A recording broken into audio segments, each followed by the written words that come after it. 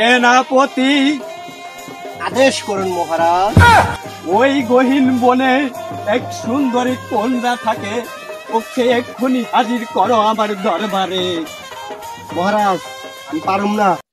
খামোশ, তোমার এত বড় সাহস, তুমি আমার মুখে মুখে কথা বলো। প্রহরী, তুমি কোথায়? আদেশ করুন মহারাজ। ওই জল্লাদকে ডাক দাও, ওর আমি গর্দান কেটে দেব। 3 মাসের বেতন দেন, আবার আমার গর্দান কাটবি। ডাক দেন জল্লাদ। জল্লাদ এসে আমার কি করে দেখ মুনি। জল্লাদ, এই জল্লাদ যে কোথায় গেল? এই পুরা রাজমহল খুঁজে তাকে পাচ্ছি না আমি। কোথায় গেল সেই জল্লাদ? জল্লাদ, জল্লাদ,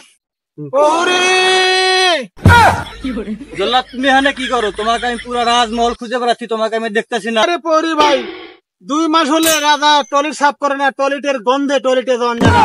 না পরে জঙ্গলে এসে পায়খানা ফিরতেছি, কিন্তু তারপরে তোমার জন্য পায়খানা ফিরে শান্তি পেলাম না। যাই হোক, তুমি ওটি বসো, আমি আসতেছি। ঠিক আছে জল্লাদ ভাই, তুমি তাড়াতাড়ি কাজ ছাড়ো, তোমার জন্য আমি এই জায়গায় বসে আছি। জঙ্গলে আগে পায়খানা, রাজার টয়লেটের গন্ধে টয়লেটে হাগাবে না। জঙ্গলে হাগলাম, একবার কি হয়ে গেল। কে পৌরি সাহেব, কি মনে করে আমার আদেশ করছে? রাজা মশাই আপনাকে চালু করে যেতে বলছে। ঠিক আছে, তাহলে চলো রাজা সাহেবের দরবারে। ঠিক আছে। হারামজাদা, তোকে বলি দেয়া না বলতো আমার রাগ থামবে না। জয় মহারাজের জয়। জয় মহারাজের জয়। মহারাজ, আমাকে এত জরুরি তলব কেন?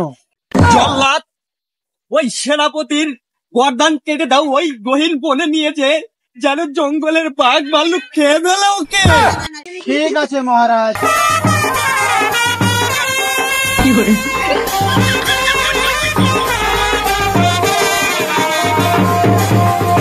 জল্লাদ ভাই, আমার জীবনটা একটু ভিক্ষা দেন ভাই। চুপ! মহারাজ যেটা আদেশ করেছে আমার সেটা অক্ষরে অক্ষরে পালন করতে হবে। ভাই আমার জীবনে এবার মতন ভিক্ষা দেন।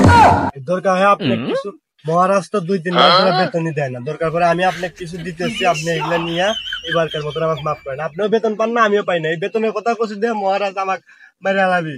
আপনি একটু রক্ষা করেন। এই যে আপনাকে আমি কিছু টাকা দিই, আপনি এটা নিয়ে আপনার বউ সলনে থানগা, আর মতন আমাকে মাফ করেন। ঠিক আছে, কেউ যেন না জানে। কেউ জানবি না, আমি এই রাজ্যেই থাকবো, আমার মতন আমি